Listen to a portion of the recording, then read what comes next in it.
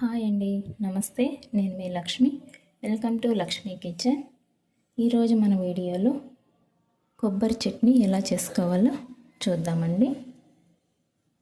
ఇది దోశకి కానీ ఇడ్లీకి అండ్ పొంగలి ఉప్మా దేనికైనా సూపర్గా ఉంటుందండి. అందుకోసం మిక్సీ జార్ తీసుకొని పచ్చి కొబ్బరి కట్ చేసి వేసుకోవాలండి. నేనైతే ఒక కొబ్బరి గిన్నె తీసుకున్నానండి.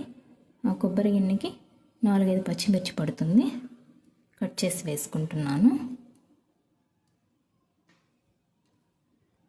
నెక్స్ట్ మన టేస్ట్కి తగ్గ సాల్ట్ వేసుకుంటున్నానండి. ఇప్పుడు ఇదంతా మెత్తగా గ్రైండ్ చేసేసుకుందాం. చూసారా, ఇలా గ్రైండ్ చేసేసుకోండి. నెక్స్ట్ ఇదంతా కూడా ఒక బౌల్లోకి తీసేసుకుందాం.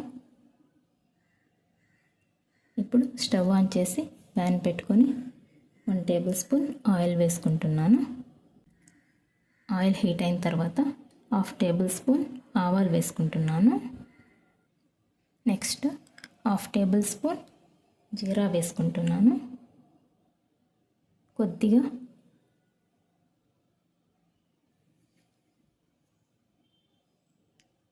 కొద్దిగా మినప్పప్పు వేసుకుంటున్నానండి.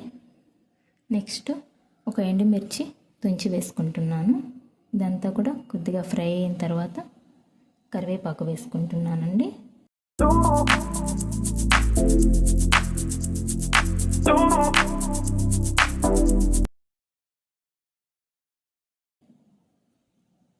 ఇప్పుడు స్టవ్ ఆఫ్ చేసుకొని ఈ పోపు అంతా మనం గ్రైండ్ చేసి పెట్టుకున్న కొబ్బరి చట్నీలోకి వేసేసుకుందాం.